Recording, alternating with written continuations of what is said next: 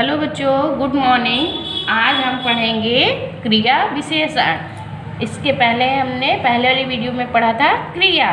आज पढ़ेंगे क्रिया विशेषण, जो क्रिया की विशेषता बताता है, उसे ही हम क्रिया विशेषण कहते हैं। ऐसे शब्द जो क्रिया की विशेषता को प्रकट करता हो उसे क्रिया विशेषण कहते हैं।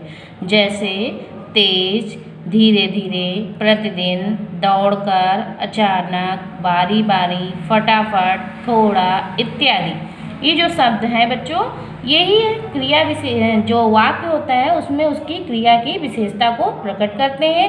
जैसे देखते हैं कुछ एग्जाम्पल।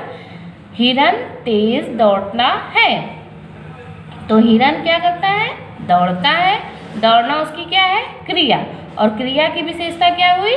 तेज, क्योंकि वो तेज दौड़ता है। अगर केवल होता कि हिरन दौड़ता है तो वो हो जाती उसकी क्रिया, लेकिन वो तेज दौड़ता है तो ये क्रिया की विशेषता। नेहा प्रतिदिन विद्यालय जाती है, तो इसमें क्या हुआ क्रिया विशेषण? प्रतिदिन। वह प्रतिदिन विद्यालय जाती है। तो बच्चों, अब हम क्रिया विशेषण के भेद जानेंगे। क्रिया विशेषण के भेद निम्नलिखित 4 होते हैं। क्रिया विशेषण के निम्नलिखित 4 भेद होते हैं। पहला कालवाचक क्रिया विशेषण, दूसरा स्थानवाचक क्रिया विशेषण, तीसरा रीतिवाचक क्रिया विशेषण और चौथा परिमाणवाचक क्रिया विशेषण। तो कालवाचक क्रिया विशेषण का बच्चों मतलब होता है, काल का मतलब समय से है। जिस क्रिया विशेषण शब्द से क्रिया के होने के समय का बोध होता है उसे कालवाचक क्रिया विशेषण कहते हैं।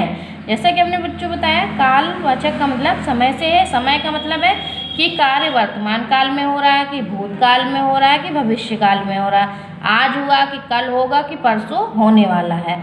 तो ये समय की विशेषता का हमें बोध कराता है कि कब हमारे कार्य का होने वाला है। तो इसमें कुछ ऐसे शब्द आते हैं जिनसे हम इसको आसानी से पहचान सकते हैं, जैसे दिन भर, सदैव, प्रायः, सदा आदि।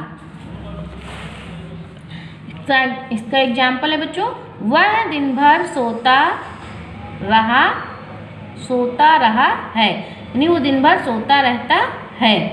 रोहन प्रतिदिन विद्यालय जाता है, तो ये बता रहा है उसका समय कि वो हर रोज यानी प्रतिदिन विद्यालय जाता है। उसका कोई निश्चित समय नहीं है, यानी कोई बाउंडेशन। जैसे वो दिन भर सोता है तो कोई निश्चित समय नहीं कितनी देर सोता है, और ये प्रतिदिन विद्यालय जाता है, तो दोनों में ही हमें समय का बोध हो रहा है। अगला स्थानवाचक क्रिया विशेषण। स्थानवाचक यानी उसके स्थान का बोध कराए। जिस क्रिया विशेषण शब्द से क्रिया के स्थान का बोध होता है उसे स्थानवाचक क्रिया विशेषण कहते हैं। जैसे यहाँ, उधर, पास, दूर, ऊंचा, कहाँ इत्यादि। हम, तुम उधर बैठो, यानी कोई किसी से कह रहा है कि तुम उधर बैठो, उसको स्थान दिखाकर कहा जा रहा है कि तुम उधर बैठो।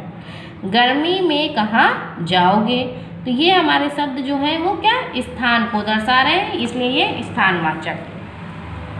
अब बच्चों रीतिवाचक के बारे में बात करते हैं। तो जिस क्रिया विशेषण शब्द से क्रिया के होने की विधि अथवा रीति का बोध होता है, विधि यानी किस प्रकार से वो क्रिया की जा रही है, उसे रीतिवाचक क्रिया विशेषण कहते हैं। जैसे अचानक, धीरे धीरे, स्वयं, मधुर, एकाएक, कैसे आदि। ये जो शब्द हैं बच्चों, इससे हम रीतिवाचक क्रिया विशेषण आसानी से पहचान सकते हैं। जिनमें ये शब्द आए उसे ही हम रीतिवाचक वाक्य मानेंगे। वह अचानक गिर पड़ा, वह मधुर बोलती है, तो ये दोनों ही वाक्य क्या है बच्चों? रीतिवाचक। अब जानते हैं परिमाणवाचक। परिमाणवाचक क्रिया विशेषण यानी जो हमें उसका परिमाण बताए कि यह कितनी है मात्रा में।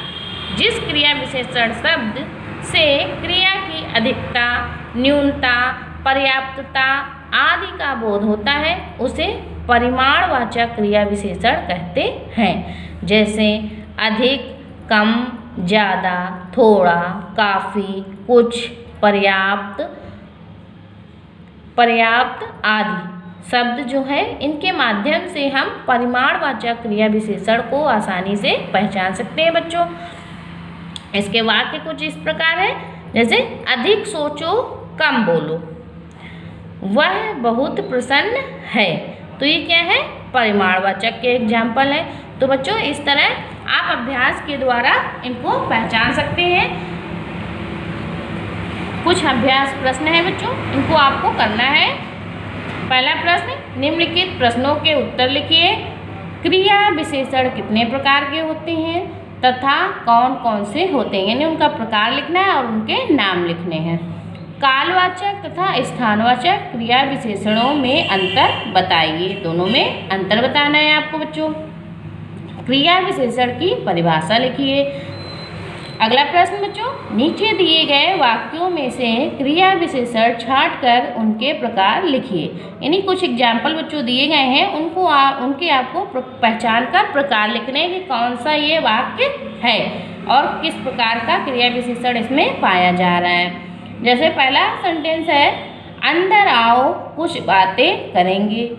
हाथी धीरे धीरे चलता है। गर्मी में कहाँ जाओगे। मोहन प्रतिदिन खेलता है। गोपाल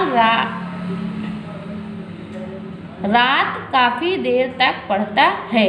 रात में, गोपाल रात में काफ़ी देर तक पढ़ता है।